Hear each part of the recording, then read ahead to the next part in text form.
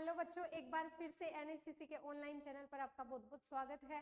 जैसा कि अपन सीयूईटी के लिए पढ़ रहे हैं बहुत से अच्छे से क्वेश्चन, जो क्वेश्चन आपको सफलता दिला सकते हैं सीयूईटी में।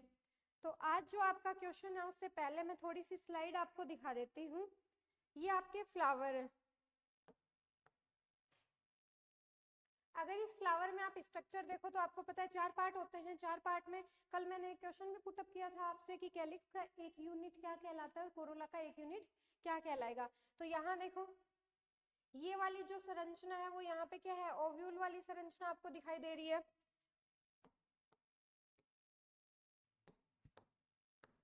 ओके, ये वाली जो स्ट्रक्चर है वो क्या है यहाँ पे, ओव्यूल। और ओव्यूल किसके अंदर होता है, आपके जो ओवरी है। और ओवरी किसका पार्ट है, कार्पल का पार्ट है। कार्पल क्या है, ग्रुप ऑफ कार्पल क्या है, गाइनोसियम है। ये सब बातें आपको पहले से पता है। ये वाली जो आपकी यूनिट है वो क्या है, स्टेमन है। ये वाला जो पार्ट है इसका स्टाइल कहलाता है। ये वाला पार्ट स्टिग्मा, ये सब चीजें पढ़ रखी है। पेटल, पेटल किसको कहते हैं, जो फ्लावर में आपको रंग बिरंगी पंखुड़ियां नजर आती है। जैसे आप गुलाब का, एज यूजुअल गुलाब का जो फ्लावर देखते हैं तो उसमें आप क्या देखोगे, उसमें जो रंग बिरंगी पिंक कलर की या रेड कलर की आपको पंखुड़ियां नजर आती हैं वो आपके पेटल कहलाते हैं। क्या कहलाएंगे, पेटल। तो कोरोला की एक यूनिट क्या है बच्चों, कोरोला की एक यूनिट क्या कहलाती है, पेटल कहलाती है। ऐसे आपके जो कैलिक्स है उसकी एक यूनिट क्या है, सेप्पल कहलाती है। तो ये ध्यान रखना, कैलिक्स की एक यूनिट क्या कहलाएगी, सेप्पल। क्लियर है। ये वाला जो पार्ट है वो कार्पल, जिसमें क्या आएगा, स्टिग्मा आ जाएगा, स्टाइल आ जाएगा, और आपके ओवरी वाला पार्ट आ जाएगा। स्टेमन की संरचना में आपको पता है ये ऊपर वाला जो बाइलोब्ड स्ट्रक्चर है ये आपके क्या कहलाएगी, एंथर कहलाती है। और एंथर जिससे जुड़ा हुआ होगा ये जो फिलामेंटस लाइक स्ट्रक्चर है ये क्या कहलाएगा, फिलामेंट कहलाता है ना। नेक्स्ट स्लाइड में देखना सेम वही फ्लावर की स्ट्रक्चर। अब यहाँ टाइप्स ऑफ ओव्यूल्स, एक बार ही डायग्राम से आपको क्लियर हो जाएंगे। तो कितने प्रकार के मैंने ओव्यूल बताए थे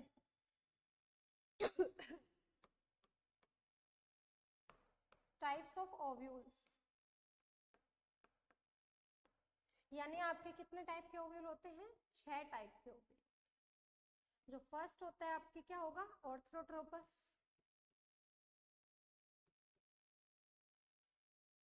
सेकंड जो आपके टाइप है यहाँ पे क्या है, एनाट्रोपस।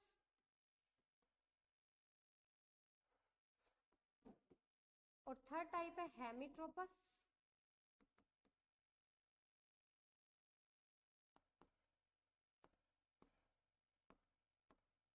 कैम्पाइलोट्रोपस। नेक्स्ट आपके है एम्फीट्रोपस, एम्फीट्रोपस।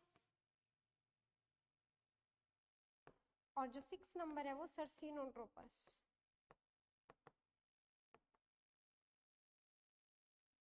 यानी ये 6 प्रकार के आपके पास क्या है, ओव्यूल है। जिसमें फर्स्ट नंबर का ओव्यूल देखना आप, ये एट्रोपस, या इसको क्या बोला जाता है,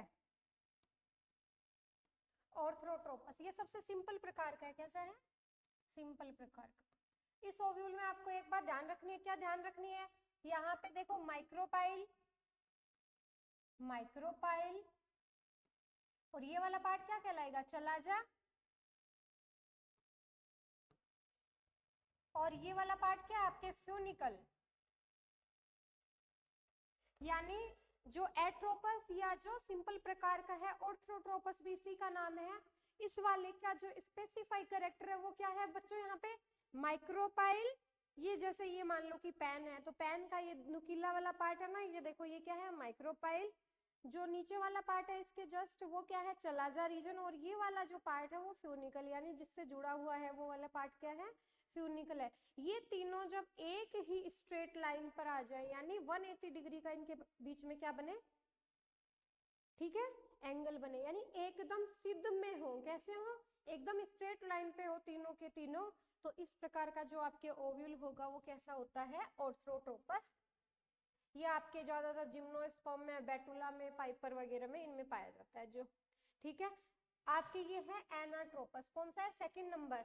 सेकंड नंबर। अब आपको सीक्वेंस से ध्यान रखना है। यहाँ पहला है ऑर्थ्रोट्रोपस, दूसरा आ गया एनाट्रोपस। सीक्वेंस से क्या ध्यान रखोगे?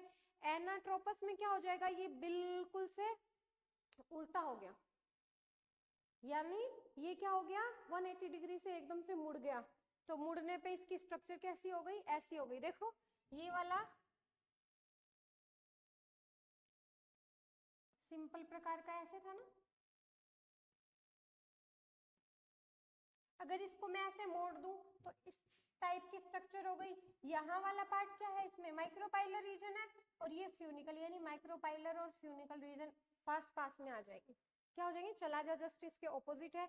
तो ऐसी जो स्ट्रक्चर होगी वो क्या होता है? एनाट्रोपस, जो आपको बता रखा है मैंने 82% फैमिलीज में पाया जाएगा। किसमें पाया जाएगा? 82 फैमिलीज में। थर्ड नंबर जो एम्फीट्रोपस है, कौन सा है? यहाँ पे एम्फीट्रोपस वाली संरचना है।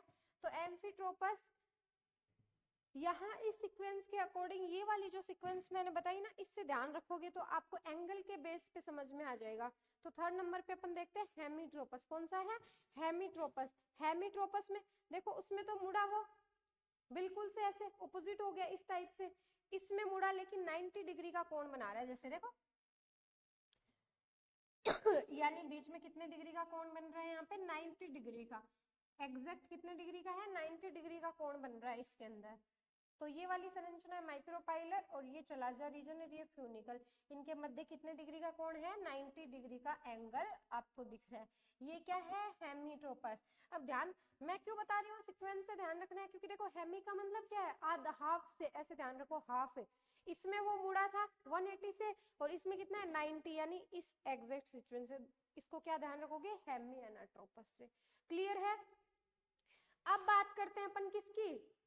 कैम्पाइलोट्रोपस की। कौन सा है? कैम्पाइलोट्रोपस। तो कैम्पाइलोट्रोपस में ओव्यूल है, वो ज्यादा एंगल से नहीं, हल्का सा कर्व्ड हुआ है। जैसे ऐसा ओव्यूल था तो हल्का सा 90 डिग्री का भी कोण नहीं बना है, हल्का सा कर्व्ड हो गया। एम्ब्रियो शेक कर्व नहीं हुआ है बिल्कुल भी। एम्ब्रियो शेक की जो संरचना है वो बिल्कुल सही है। यहाँ देखो फिर एम्फीट्रोपस, ये वाला इंपॉर्टेंट लगा लो, एम्फीट्रोपस।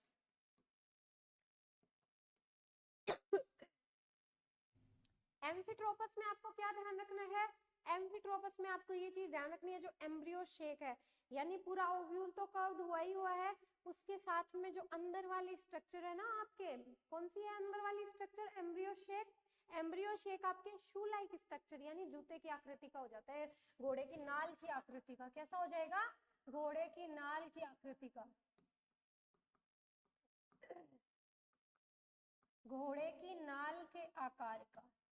ये बात आप नोट कर लीजिएगा, ये आपको ध्यान रखनी है। यानी ऐसा कौन सा ओव्यूल है जिसमें जो एम्ब्रियो शेक है वो घोड़े की नाल की आकृति का आकार ले लेता है? तो इसमें से कौन सा है? ये एम्फीट्रोपस वाला। इसको इंपॉर्टेंट लगा लेना है। ठीक है बच्चों। अब जो लास्ट वन है आपके सर्सिनोट्रोपस। सर्सिनोट्रोपस में आपको क्या ध्यान रखना है? ये जो फ्यूनिकल वाला पार्ट है ना, बीजांड वृंत वाला ये वाला पार्ट है, ये कर्व्ड हो जाएगा 360 डिग्री पर। कितने पे हो जाएगा? 360 डिग्री पे घूम जाता है, यानी पूरा ओव्यूल भी देखो ये वाला, और इसके चारों तरफ से ये 360 डिग्री घूम जाएगा। तो इसको कहते हैं सर्सिनोट्रोपस। कौन सा कहेंगे?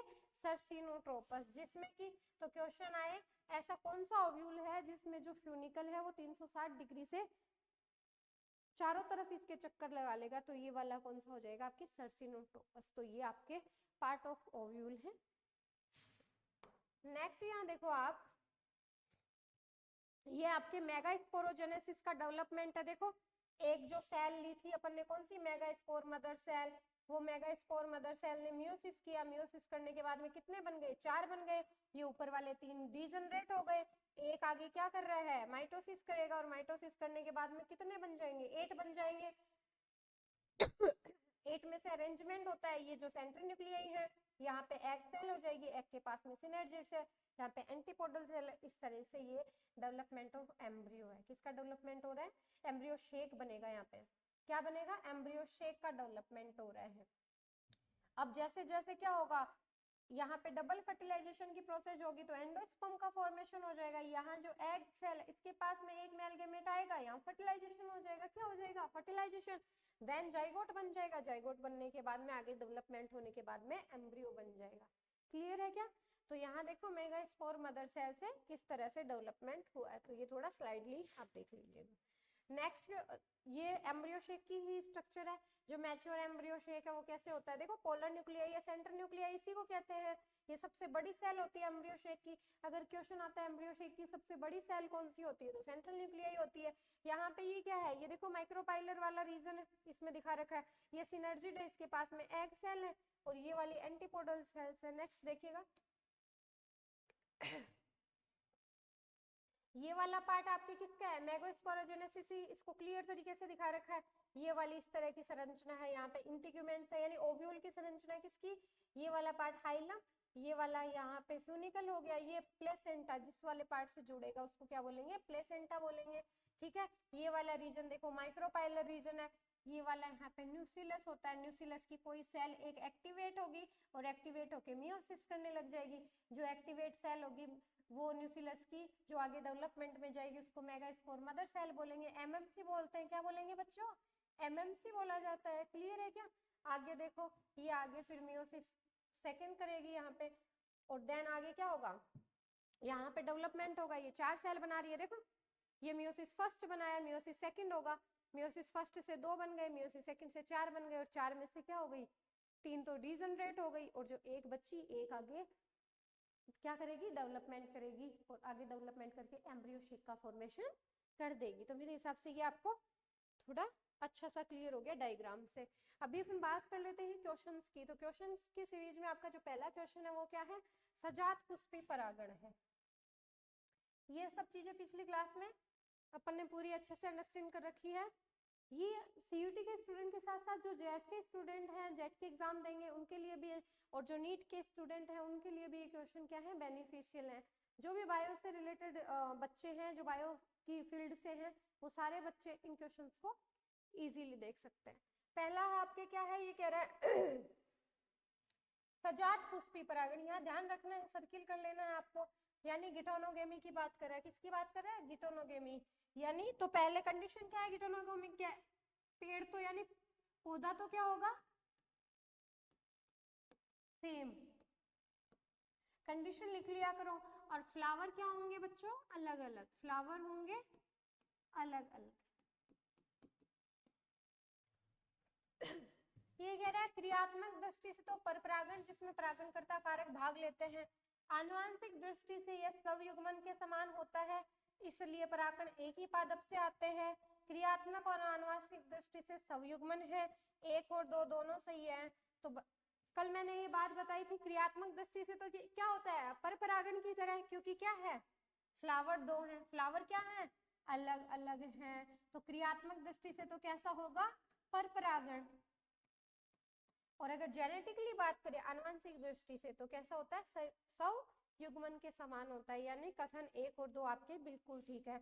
कौन से पे राइट जाएगा, 4 नंबर। ये सारी बातें अपने पिछली स्लाइड में क्लियर कर रखी है ना। सेकंड नंबर क्वेश्चन की मैं बात करूं तो सेकंड नंबर आपको क्या कह रहा है, पर्ण निषेचन के लिए निम्नलिखित से कौन सा कथन असत्य है, यानी which of the following statements is false for cross fertilisation.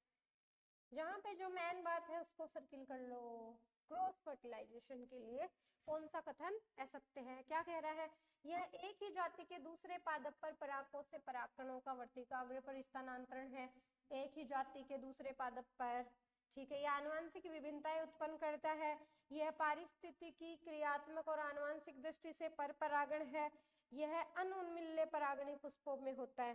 क्या कह रहा है, it occurs in compatible pollinating flowers, किसमें है, अनुन्मिल्य परागणी। तो देखो परागण किसमें होगा, पर्ण निषेचन के लिए कौन सा कथन असत्य है। तो देखो 2 चीज बताई थी मैंने, एक तो चेस्मोगेमस,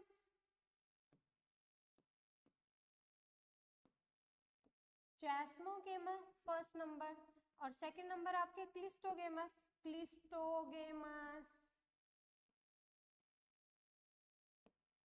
क्लिस्टोगेमस कैसे हैं, बंद प्रकार के फ्लावर, बंद प्रकार के फ्लावर है, ओपन ही नहीं होते हैं बच्चों। और ये कैसे है, ओपन फ्लावर है, ओपन फ्लावर है तो सीधी सी बात है इनमें क्या हो सकता है, स्वपरागण भी हो सकता है और परपरागण भी हो सकता है। बट ये वाले क्या है, ये बंद ही है, तो इनमें सिर्फ और सिर्फ क्या हो सकता है, स्वपरागण हो सकता है, यानी ऑटोगेमी हो सकती है। क्या हो सकती है, ऑटोगेमी हो सकती है। यानी तो ऑप्शन क्या क्या हो जाएगा आपके 4 वाला इसके लिए क्या है, असत्य कथन हो जाएगा।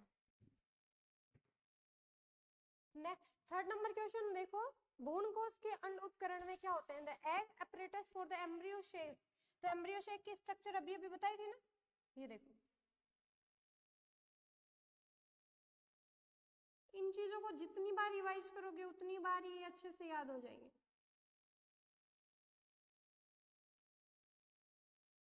ये वाले क्या है, सेंटर न्यूक्लियाई। क्या है बच्चों, सेंटर न्यूक्लियाई। यहाँ पे अगर बात करें तो एंटीपोडल सेल, अगर चलाजल रीजन है ये वाला चलाजल रीजन है तो एंटीपोडल सेल हो गई। कौन सी सेल हो गई, एंटीपोडल सेल। यहाँ पे आपकी क्या है, एग सेल है। कौन सी सेल है, एग सेल। और एग सेल के पास क्या है, सिनर्जिड सेल।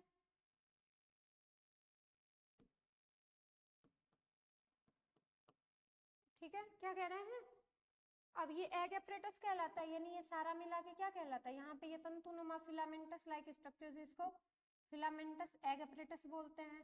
तो एग एपरेटस में क्या है, देखो देखो खुद ही क्या है, केवल एग सेल है क्या, केवल एक एग सेल ही है क्या, तो ये वाला रॉन्ग हो गया। एग कोशिका और 3 प्रतिमुखी कोशिकाएं हैं, यानी एग सेल है और 3 प्रतिमुखी कोशिकाएं, ऐसा है क्या, एक एग सेल और 3, यही थोड़ी है, यानी गलत हो गया। एक एग कोशिका और 2 सहायक कोशिकाएं। इसमें देखो एक साल, ये एंटीपोडल तो कहाँ है, नीचे वाले पार्ट में है, तो एग एपरेटस में थोड़ी शामिल है, यानी सेकंड वाला तो क्या हो गया, गलत हो गया। थर्ड वाले में देखो, एक एग कोशिका और 2 सहायक कोशिकाएं सॉरी, तो ये वाला ऑप्शन, फोर्थ ऑप्शन पढ़ो एक बारी, एक एग कोशिका और 2 सहायक कोशिकाएं, 2 प्रतिमुखी, तो इसमें भी 2 प्रतिमुखी एग एपरेटस में शामिल नहीं है, यानी ये वाली बात भी गलत हो गई। तो कौन सा आंसर राइट हो गया आपके, थर्ड वाला। एक तो एग सेल है और 2 इसकी क्या है, सहायक कोशिकाएं हैं। चलें आगे, चलो तो फिर चलो नेक्स्ट क्वेश्चन क्या पूछ रहा है आपसे, the largest cell of embryo sac. भ्रूणकोश की सबसे बड़ी कोशिका कौन सी, अभी भी थोड़ी देर पहले मैंने बताया था, जो सेंटर न्यूक्लियाई है, पोलर सेल है, वो क्या है आपकी सबसे बड़ी कोशिका है। तो यहाँ पे आपका राइट आंसर क्या हो जाएगा, एग कोशिका नहीं होती सबसे बड़ी, तो ये गलत हो गया। सिनर्जिड सेल बड़ी नहीं होती है, एंटीपोडल भी नहीं, तो आंसर क्या हो जाएगा आपके सेंट्रल सेल, यानी इंपॉर्टेंट लगा लेना बच्चों इसको ये क्वेश्चन इंपॉर्टेंट लगा लो, क्योंकि बच्चे इस पे ध्यान नहीं देते, ये क्वेश्चन हो जाता है गलत। ठीक है, तो ये एनसीईआरटी की लाइन है, एनसीईआरटी ने साफ साफ आपको लिख रखा है कि जो सेंट्रल सेल है वो सबसे बड़ी कोशिका होती है।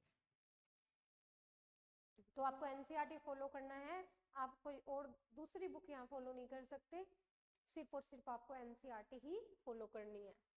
पांचवा क्वेश्चन क्या कह रहा है, गुरु बीजाणु से भ्रूणकोश बनने के दौरान समसूत्री विभाजन होते हैं। यह समसूत्री विभाजन होते हैं, क्या कह रहा है, during embryo sac formation from megaspore mitotic division are. क्या होता है ये बताओ, गुरु बीजाणु से एम्ब्रियोशेक बनाते हैं ना अपन, बनाया था ना, देखो न्यूक्लियस की कोई एक सेल, बताओ क्या कहलाएगी, साथ साथ बोलोगे आप, कॉपी और पेन लेके बैठा करो सारे बच्चे। न्यूक्लियस की जो एक सेल है, न्यूक्लियस क्या है यहाँ पे, जब जो बीजांड अपन बनाएंगे है ना, तो बाहर की तरफ क्या है, इंटीग्यूमेंट्स है इसमें, ओके। और जो बीजांड है जिसमें अभी तक एम्ब्रियो शेक का डेवलपमेंट नहीं हुआ है, एम्ब्रियो का डेवलपमेंट नहीं हुआ, तब तक क्या है, न्यूक्लियस है, और न्यूक्लियस भरा पड़ा है इसके अंदर। और जो न्यूक्लियस की एक सेल है, क्या है, एक सेल एक्टिवेट हो जाएगी, एक्टिवेट होके क्या कहलाएगी, यहाँ पे एमएमसी कहलाती है। क्या कहलाती है, एमएमसी, मेगास्पोर मदर सेल है, इसमें आगे डेवलपमेंट होगा, डेवलपमेंट होने के बाद में किसका निर्माण होता है, एम्ब्रियो शेक का डेवलपमेंट होता है। किसका डेवलपमेंट होगा, एम्ब्रियो शेक का डेवलपमेंट होता है। तो यहाँ पे ये क्या पूछ रहा है, जो डिवीजन होंगे आगे, अब एम्ब्रियो शेक में मैंने डिवीजन होने से पहले आपको क्या बताया था, अगर एक एमएमसी आगे मियोसिस फर्स्ट करेगी, मियोसिस सेकंड करेगी, और कितने बनाएगी, 4 सेल बनाती है, जिसमें से 3 तो क्या हो जाएंगी, डीजनरेट, ये नीचे वाली बचेगी, ये आगे क्या करेगी, माइटोटिकली डिवाइड होगी। कैसी होगी, माइटोटिकली डिवाइडेशन होगा। बट क्या बताया यहाँ पे 6 जो सेल, 2 में ही सिर्फ किसका निर्माण हो रहा है, भित्ति का निर्माण, वो सॉरी 6 में क्या है, पहले न्यूक्लियर फ्री दो तो क्या हो गए, इसमें 6 में भित्ति का फॉर्मेशन हो रहा है, लेकिन वो भी कब हो रहा है, बाद में हो रहा है। सबसे पहले ये किस प्रकार का है, अनिवार्य रूप से मुक्त क्या है, मुक्त केंद्रकीय होते हैं, ऑब्लिगेटरी फ्री न्यूक्लियर। सबसे पहले तो यहाँ पे न्यूक्लियस बनेंगे, क्या बनेंगे, 8 न्यूक्लियस बनते हैं, और 8 न्यूक्लियस में से 2 में तो फिर क्या है, भित्ति का निर्माण होगा नहीं, वो अंदर जाके उसके बाद में उन दोनों पर कवरिंग करके एक सेल का निर्माण होगा, क्या होगा, जिसे कौन सी कोशिका बोलेंगे, केंद्रीय कोशिका बोलते हैं। और ये जो 6 हैं, जिसमें से एक एक्सेल है, 2 उसकी सिनर्जिड है, और 3 एंटीपोडल है, उसके बाद में भी बाद में जाके किसका निर्माण होगा, भित्ति का निर्माण होगा। यानी जो सेंट्रल न्यूक्लियस है उसमें तो सबसे बाद में जाके वहां पे फॉर्मेट, वो दोनों क्या है, एक साथ ज्वाइंट होके उनके बाद में कवरिंग हो जाएगी, क्या हो जाएगी, कवरिंग, और सेंट्रल कोशिका का फॉर्मेशन हो जाएगा। तो इस तरह से ये सबसे पहले कैसे होते हैं, मुक्त केंद्रकीय होते हैं। कैसे होते हैं, मुक्त केंद्रकीय। पहले क्या बनेंगे, केंद्रक बनते हैं। पहले कितने केंद्रक हैं यहाँ पे, 8 न्यूक्लियस बनते हैं, क्या बनेंगे, तो इसको बोलेंगे मुक्त केंद्रकीय डिवीजन।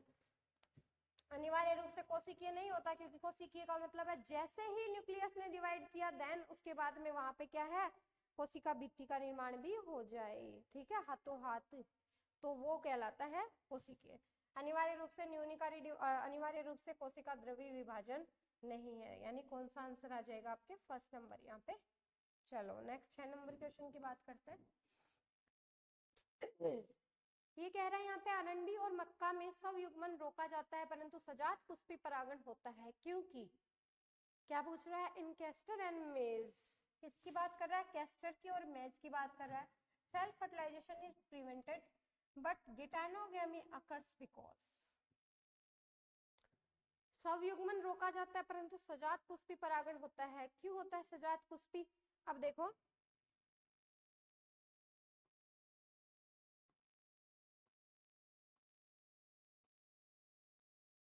ये मान लो पौधा है, इस पे फ्लावर लगे हुए हैं,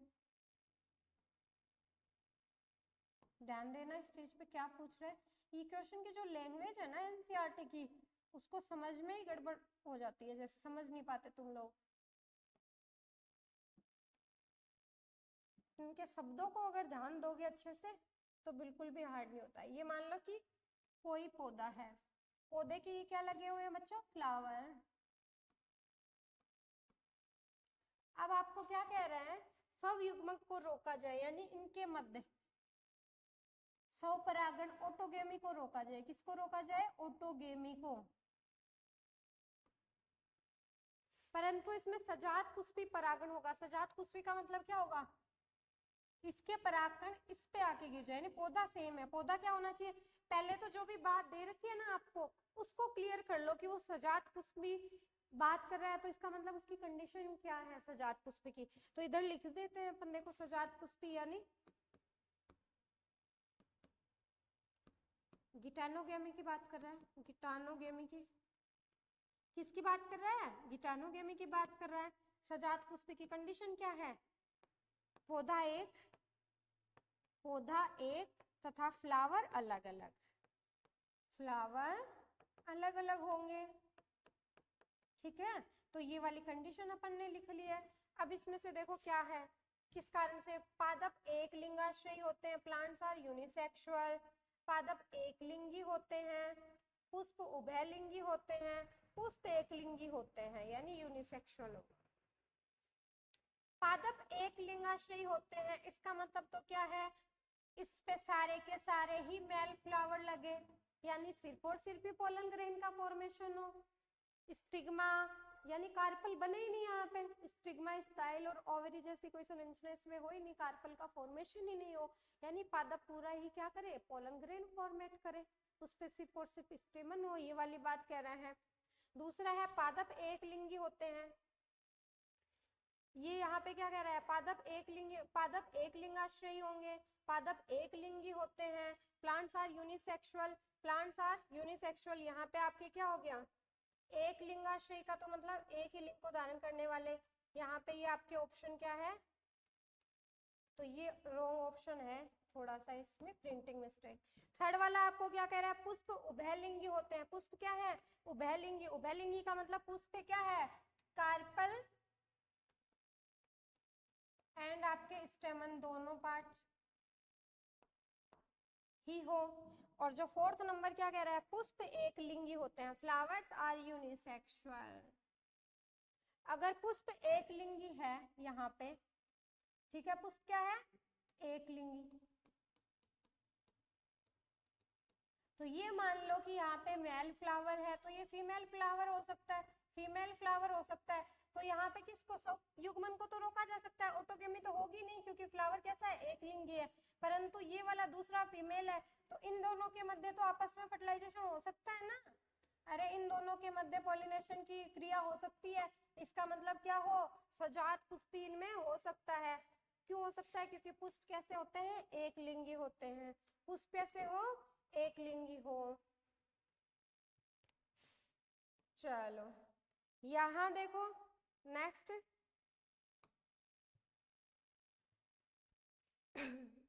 निम्नांकित में से किस एक को छोड़कर समस्त बही प्रजनन की युक्तियां हैं, all are outbreeding devices accepted.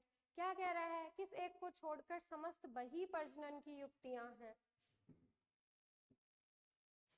पुष्पों की, यानी एक को छोड़ के किस वजह से ये पर परागण कर सकते हैं, पुष्पों की एक लिंगता, सब अनिश्चितता, परागकण विमुक्ति और वर्तिकाग्र द्वारा ग्रहण समकालिक नहीं होता है, परागकोश और वर्तिकाग्र विभिन्न स्थितियों पर रखे होते हैं, उभयलिंगता, समकाल परिपक्वता और आपके अनुन्मीलियता, यानी क्या कह रहा है, कंपैटिबिलिटी। अब देखो यहाँ पे बही प्रजनन की युक्तियां हैं, किस एक को छोड़ के, यानी पर परागण के अडेप्टेशन कौन कौन से हैं वो यहाँ पे आपको करने हैं, एक को छोड़ के जो आपके स्वपरागण की युक्ति है उसको ढूंढना है। यानी यहाँ पे जो स्वपरागण है वो वाला यहाँ पे रोंग हो जाएगा, क्योंकि किसकी कंडीशन पूछ रहे हैं यहाँ पे, पर परागण की। तो देखो पुष्पों की एक लिंगता और स्व अनिश्चितता, अगर एक लिंगी पुष्प होगा तो यहाँ पे क्या होगा, पर परागण हो सकता है, स्व अनिश्चितता यानी सेल्फ इनकम्पेटिबिलिटी पाई जाती है। कई बार जो पुष्प हैं अपने ही परागण से क्या नहीं हो पाती, जो ओवरी में जो ओव्यूल है आपके, ओव्यूल के अंदर एम्ब्रियो शेक है, वहां पे एक जो सेल है वो फर्टिलाइज नहीं हो पाती है, इस वजह से उनमें इनकम्पैटिबिलिटी देखने को मिलती है। ओके, परागकण विमुक्ति और वर्तिकाग्र द्वारा ग्रहण समकालिक नहीं होता है। अगर इन दोनों का जो पीरियड है, जिस टाइम पे आपके परागकण फ्री होते हैं और वर्तिकाग्र उनको एक्सेप्ट ना कर पाए, तो ये नहीं होता, तो भी आपके क्या नहीं होगा, ये वाली चीज देखो, तो क्या नहीं होगा, यहाँ पे स्वपरागण नहीं होगा और परपरागण हो जाएगा, क्योंकि परपरागण से दूसरी जगह से परागकोश के जो पोलन ग्रेन है वो यहाँ पे आ जाएंगे। थर्ड वाला क्या कह रहा है, परागकोश और वर्तिकाग्र विभिन्न स्थितियों पर रखे हुए हो, यानी कंडीशन ऐसी हो कि जो पोलन ग्रेन गिरे तो वो वर्तिकाग्र पर ना गिर पाए, इस सिचुएशन में रखे हुए, यानी उनकी जो स्थिति है वो ऐसे हो कि वो उसको फर्टिलाइज ना कर पाए, तो ये वाली कंडीशन होगी, तब भी उनमें ऑटोगेमी नहीं हो पाएगी, कौन सी होगी, बही प्रजनन की क्रिया हो जाएगी। फोर्थ नंबर क्या कह रहा है, उभयलिंगता, समकाल परिपक्वता और अनुन्मीलियता, कंपैटिबिलिटी। उभयलिंगता, उभयलिंगी हो और क्या हो यहाँ पे, समकाल परिपक्वता, यानी ये सारे गुणों समान टाइम पे, सेम टू सेम टाइम पे दोनों परिपक्व हो रहे हैं, और उभयलिंगी हो और क्या हो यहाँ पे, कंपैटिबिलिटी भी हो दोनों में, यानी फर्टिलाइज होने में कोई दिक्कत ही नहीं हो, तो ये जो कंडीशन होगी स्वपरागण के लिए होती है, किसके लिए होती है, ऑटोगेमी के लिए होती है। तो ये तीन तो हो गए किसके लिए, अब ये एक को छोड़कर की बात कर रहा है, यहाँ ध्यान रखना, एक को छोड़कर ये कंडीशन किसकी युक्ति है, तो एक कौन सा हो गया, 4 नंबर वाला हो गया है। ओके चलो नेक्स्ट क्वेश्चन की अपन बात करें। अगला जो क्वेश्चन है वो आपको क्या कह रहा है, जातियों में बार बार स्वपरागण उत्पन्न करता है, repeated self pollination in species produced. तो देखो क्या होगा, जातियों में बार बार, एक जातियों में यानी खुद में सेल्फ जो ऑटोगेमी होगी उससे क्या होता है, विभिन्नताएं नहीं आती है, वेरिएशंस नहीं आते हैं, वेरिएशंस नहीं आएंगे तो स्पीसीज आगे क्या होगी, उसमें ज्यादा क्वालिटी नहीं आ पाएंगे, है ना, तो ये किसका क्या है, कमी है इसकी स्वपरागण की। और जब क्रॉस पॉलिनेशन होता है तो नए नए वेरिएशंस आते हैं जो कि बेनिफिशियल होते हैं, ठीक है। तो नई किस्में कह रहा है क्या उत्पन्न करता है, नई किस्में उत्पन्न करता है, तो नई वैरायटी नहीं उत्पन्न करता, इसका मतलब ये रॉन्ग है। अच्छी संततियां क्रॉस पॉलिनेशन से होती हैं, तो ये भी क्या है, रॉन्ग हो गया। दुर्बल लक्षण का विलोपन, दुर्बल लक्षण का विलोपन नहीं करता है ये, तो ये भी रॉन्ग हो गया।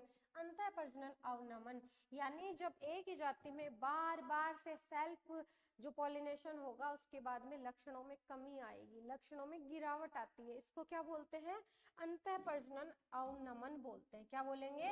अंतः प्रजनन अवनमन बोलते हैं। जैसे अपने भी तो है ना, जैसे शादी वगैरह करते हैं तो क्या है, जो 4 साख वगैरह है ना, वो यही चीजें हैं ताकि उनसे क्या हो जाए, जो नई जनरेशन आए उनमें वैरायटी आ जाए, इसी वजह से ये सारी चीजें होती हैं। तो चलो नेक्स्ट क्वेश्चन देखो। पुष्पों की एक लिंगता रोकती है क्या? Unisexuality of flowers prevents. पुष्पों की एक लिंगता किसको रोकेगी? यानी क्या पूछ रहा है आपको, किसको रोकती है? पुष्प अगर एक लिंगी होगा तो क्या करवा सकता है? देखो, सजात पुष्पी परागण को परंतु पर्णनिषेचन को नहीं, सवयुग्मन को परंतु सजात पुष्पी परागण को नहीं, सवयुग्मन और सजात पुष्पी परागण को, सजात पुष्पी परागण और पर्णनिषेचन को। कंडीशन पढ़ो किसकी पूछ रहा है। अगर पुष्प एक लिंगी हो, यानी पौधे की संरचना बना लो, कॉपी और पेन साथ रखा करो। जब तक कॉन्सेप्ट क्लियर नहीं करोगे ना तब तक फिर चीजें गलत हो जाती हैं। तो पहले तो समझो कि क्या कह रहा है, रटना नहीं है कुछ भी, अपन को रटना तो बिल्कुल है ही नहीं। एक लिंगता यानी ये सारे के सारे जो पुष्प हैं वो कैसे हैं? एक लिंगी है। मेल है तो मेल है, फीमेल है तो फीमेल है, एक लिंगी फ्लावर है।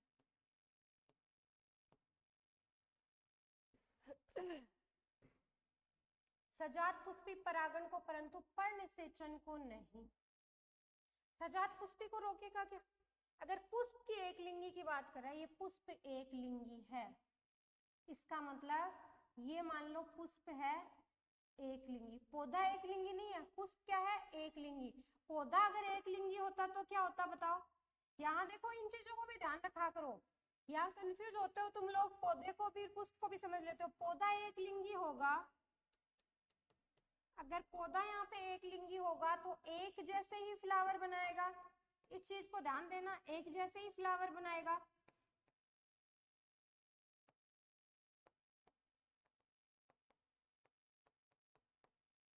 अगर पौधा एक लिंगी है तो एक जैसे ही फ्लावर बनाएगा, यानी मेल है तो मेल और फीमेल है तो फीमेल बनाएगा। पुष्प एक लिंगी है, यहाँ ध्यान देना, पुष्प एक लिंगी है, इसका मतलब जरूरी नहीं है ये वाला अगर मेल है तो ये फीमेल हो सकता है, ये वाला मेल है तो ये फीमेल हो सकता है। यहाँ इस चीज को ध्यान देना आप, ठीक है। पुष्प अगर एक लिंगी होगा तो यानी एक पुष्प मेल है फीमेल है, इस तरीके से हो सकते हैं, लेकिन पौधा ही एक लिंगी है, पौधा क्या है? एक लिंगी है, तो इसका मतलब यहाँ पे कंडीशन क्या होंगी? सारे के सारे जो फ्लावर है वो एक जैसे ही होंगे, मेल है तो मेल और फीमेल है तो फीमेल। यहाँ पे पौधे की बात नहीं कर रहा, क्या कर रहा है? पुष्प की एक लिंगता। तो सजात पुष्पी परागण को परंतु पर्णनिषेचन को नहीं। क्या सजात पुष्पी परागण को?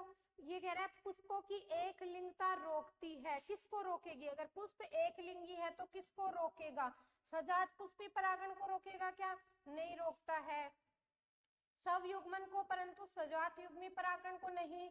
सवयुग्मन और सजात पुष्पी परागण को, सजात पुष्पी परागण और पर्णनिषेचन को। यहाँ देखो ये किसको रोकेगा? तो देखो सजात पुष्पी परागण इनमें हो सकता है ना, तो यानी किसको रोकेगी यहाँ पे बताओ? एक एक चीज को पढ़ो। सजात पुष्पी परागण को परंतु पर्णनिषेचन को नहीं। बोलो सजात पुष्पी परागण यहाँ पे हो सकता है क्या? देखो हो सकता है आराम से। और बात किसको कर रहा है? रोकने की बात कर रहा है, ध्यान देना, रोकता है तो किसको रोकेगा? सजात पुष्पी को रोकेगा क्या? नहीं रोकेगा। इसका मतलब ये तो ऑप्शन आपका क्या हो गया?